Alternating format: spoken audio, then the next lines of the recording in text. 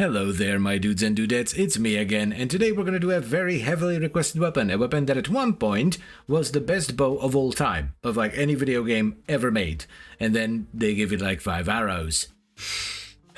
I'm of course talking about the Kuva Bramma, a very cool explosive bow that does tons of damage, has fantastic crit and good status, but as I mentioned already, you only have 5 arrows. It's honestly the biggest challenge with this weapon. How do you make it work without constantly running out of arrows? It's what we're gonna try and figure out today. We shall attempt to make the Kuva Bramma great again. Now, since it is a Kuva weapon, the only way to get it is by vanquishing a lich that's wielding it, and while I have a toxin-based Kuva Bramma, if I were to give you a recommendation, I would actually recommend a cold-based Kuva Bramma instead. So let's give it a shot, shall we?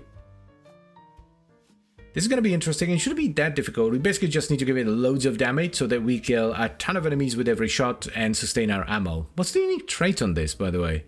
Right, detonating the arrows midair. I always forget about this. I want to run Frostbite on this because I don't want to rely on an arcane to get damage, right? Because that's a really bad idea on a weapon like this, because by the time you stack, I don't know, Merciless, you don't have any arrows, so we're gonna go with Frostbite to just get some extra crit damage and multi-shot, and then we're probably gonna run Serration to get base damage. Oh, here it comes, Serration. This is also gonna feel great because the weapon's barely gonna have any ramp up. Let's also slap on Galvanized Chamber.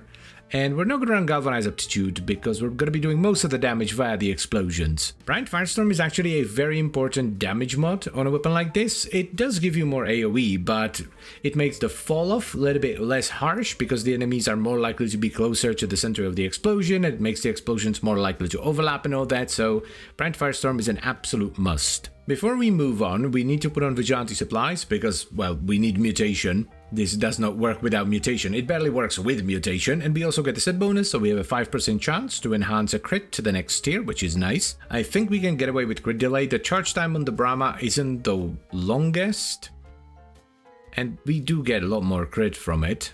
Yeah, 105. Let's slap in Vital Sense as well. Now we need to finagle the elements around so that we get cold to trigger Frostbite. I think the easiest and most sensible way to do this would be to just run Corrosive and then Cold.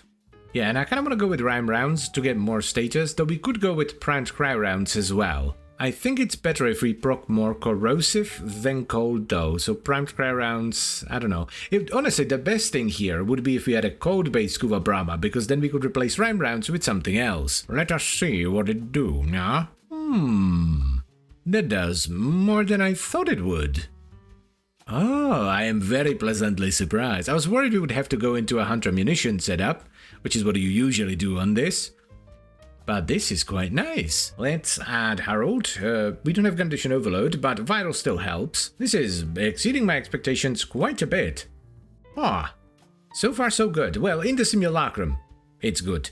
Let's see if we can actually, use this in a normal mission without constantly running out of arrows. Let's go. This is well good. Oh, I love this weapon so much. It's such a good bow. Such a good bow.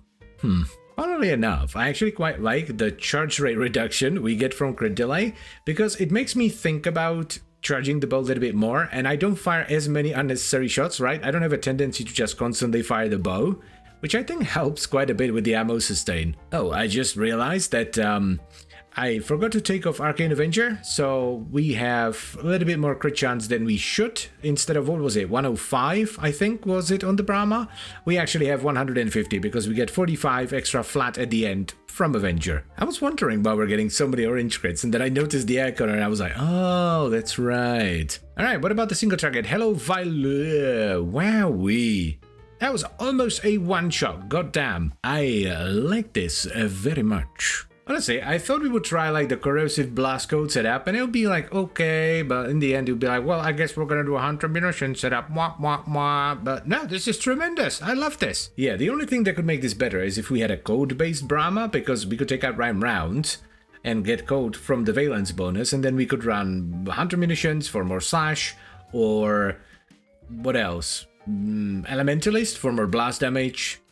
Or just Hammer Shot, straight up Hammer Shot for more crit damage and status. You know what, we don't really need Harold. Well, it would actually be better to have Bigus Nikos. Because just in case you don't know, what you can do is put Vigilante mods on the pet's weapon, and they work for your frame. So we now have a 4-piece set bonus from the Vigilante set, on top of, like, you know, a bunch of priming mods for viral. That makes way more sense if you don't need priming for Condition Overload, and you're using a primary to truly master the canvas of war. Yes, quite. Oh yeah, right away you can see that we get way more red crits than before because of the Vigilante set bonus. I still forgot to take off Arcane Avenger, so these should be orange crits, not really red crits, but I mean, you can put Arcane Avenger on anything, so I don't think it's that big of a problem, and it's also not that expensive of an arcane. It's relatively cheap nowadays. Do you know what I love about this weapon? Hop, hop, and boom. Ah, so good. That's so much fun to do. I love that. I am a child. I am blown away by the amount of damage we're doing with this. Like, the Hunter Munition setup is nice, but I don't like running Hunter Munition setups on explosive weapons. Like, explosive weapons should explode and explode everything they hit. They shouldn't make things bleed. It's just dumb. Oh, get ready, Mania. Oof. Jesus Christ, that's so much damage. Yes, it's absolutely spiffing, my dudes, and do this. Yes, This makes me very happy. Like, again, just look at the timer, right? I usually just do 5 minutes in the survival. I talked about this before, but when a weapon is really fun, I just get carried away and I just keep shooting and shooting and shooting because I don't want to go. I want to have more fun. Yeah, no big surprise. Infested absolutely melt here. I think we have a build on our hands. I can't think of anything else I would want to do here. This is, perfect. So, here's the final build for the Kuva Bramma, and it's relatively basic, but it works well and it's a ton of fun. We start off with Prime Firestorm for more AoE. This is actually a rather important damage mod on a weapon like this because it makes the fall off less harsh because the enemies are more likely to be closer to the center of the explosions, and it makes it easier to overlap the explosions from the bomblets and from multi-shot and all that. Then we need to run Serration because we're not running a damage arcane, so we need some source of base damage. We follow that up with Galvanized Chimper for multi-shot, after which we slap in High Voltage, which combines with Malignant Force into corrosive damage and gives us a ton of status. Then we have Crit Delay and Vital Sense for crit chance and damage, and we top it off with the Rime Rounds for cold to trigger primary Frostbite. This provides us with a bunch of crit damage and multi-shot, but most importantly, it's not crucial for us to stack it up before we can do damage. We can do more than enough damage without primary Frostbite. It just adds additional power on top of our mods. Also, one very important thing here is that we have Vigilante supplies for ammo mutation as well as the crit set bonus in the Exilus. We actually run a 4-piece Vigilante set, with the other 3, that being Offense, Armaments, and Fervor, being on our pet's weapon.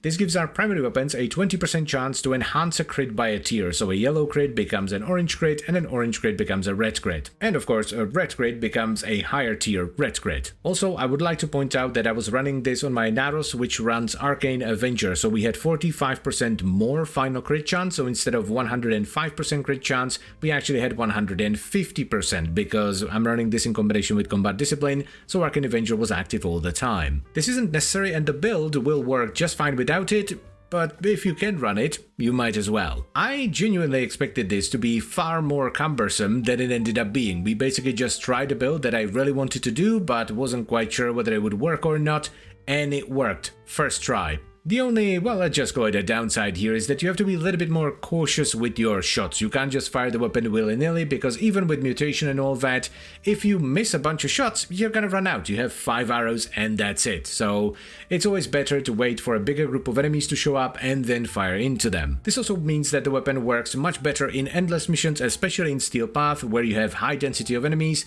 and it's not gonna do tremendously well in something like an Exterminate or Capture, where the enemy density is considerably lower. But anyway, would I recommend this, yes or no? Yes, I would absolutely recommend you give this a shot. It's a ton of fun and the damage is fantastic. And as always guys, I thank you very much for watching and I hope you've enjoyed the video. Then I would also like to extend a special thank you to all the channel members. Thank you very much guys, I really appreciate your support, it means a lot to me, and I'll see you next time. Bye bye.